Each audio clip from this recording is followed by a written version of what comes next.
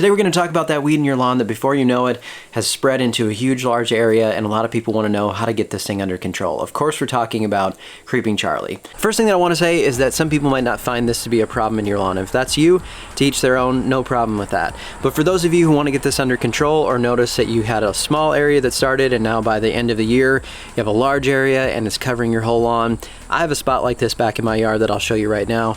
And this has grown and grown and grown this season into a much larger area and is starting to overtake the turf. Let's look at a couple options on how you're going to control this. So behind me right here, you can see how this has crept in this year. And basically what it's become is no longer what really looks like a yard, but kind of just looks like a big weed patch. So what I need to do now is I want to get this back under control so that my grass can start thriving again and this doesn't continue to creep and creep and creep. The first thing that you can try, a lot of people say, is that you can just grab this and you can pull it right out of the ground, or you can grab the runners. You can find the runners. Here they are. And you will get some of it. You can pull some of it by hand. But what I've found is that these get really, really rooted in, as you can see right here, how that works. And it's really difficult to get all of that out of the ground. So a lot of times it will break off, and you'll have this break off at the leaves, and then you're not getting the root system. So at that point, you might think you have it, but because it's so invasive as well, if you give it an inch, it will take a mile. Like right here, you can't really find the runner. These plants are just down into the soil, and I'm not getting all the root system pulled out of there. So unfortunately, that doesn't seem to be the best method in most cases. The next thing that you might have heard is that a dethatching rake will take care of this. So I have a dethatching rake right here, and we're gonna try this.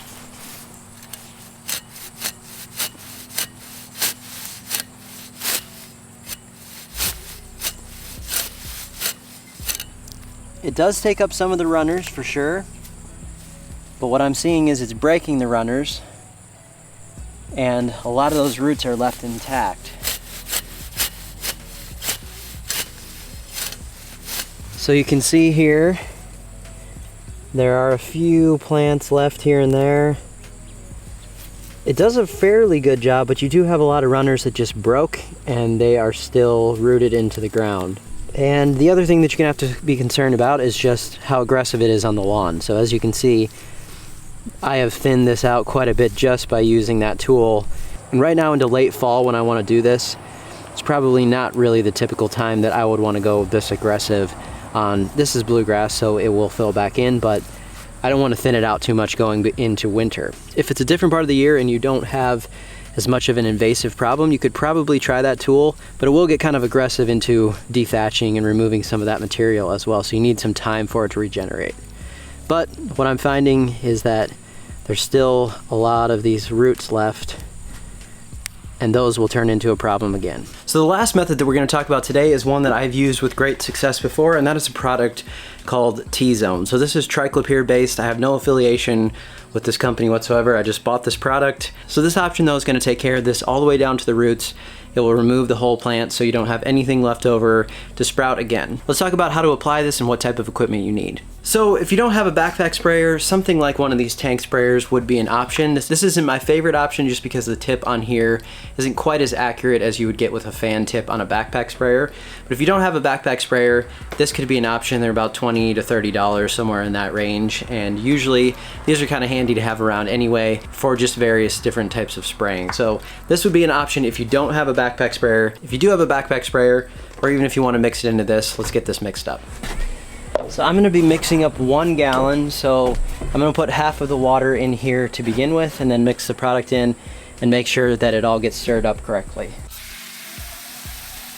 From there you'll want to make sure that you have on long sleeves and long gloves.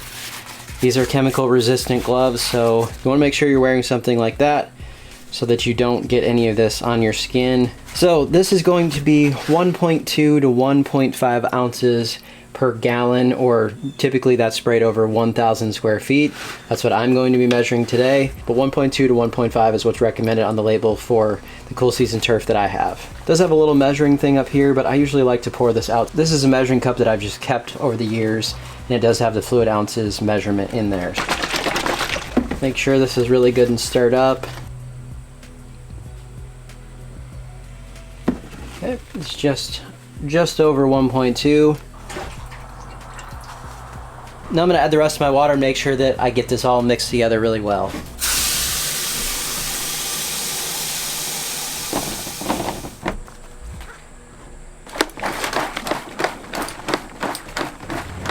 So you just want to be methodical with your spraying. Make sure that it's not above 85 degrees and not below 50 degrees when you're spraying this. Also make sure that it's not windy outside because you don't want this drifting anywhere. You want to keep it right in the location that you're spraying. For me here, you can see I'm going about knee height with my sprayer, going at a really even pace with my walk speed. I'm not moving left to right with the sprayer, I'm just keeping it consistent. Also here I have the opportunity, since it's a small area, just walk back and forth and make sure that I'm not walking into the spray. But just keep it very methodical, keep it very consistent, and you will not have any issues with this. So I know you'd love to see the results, so I waited on the end of this video so that I could at least give you some update on what happened after the spraying. So today we're on day 6 after I sprayed. Now I'm not seeing quite as much widespread damage on the weeds at this point as I have in the past. I did mull over the label last night again, and I kind of found a few things on there that I think might be the case as to what I'm seeing this year. So one of those things is that I'm on day 6. It does say it needs about 10 to 14 days for you to see the full results, but usually in the past you'll see some of these weeds right here where they get all brown and curled up and they're dying off.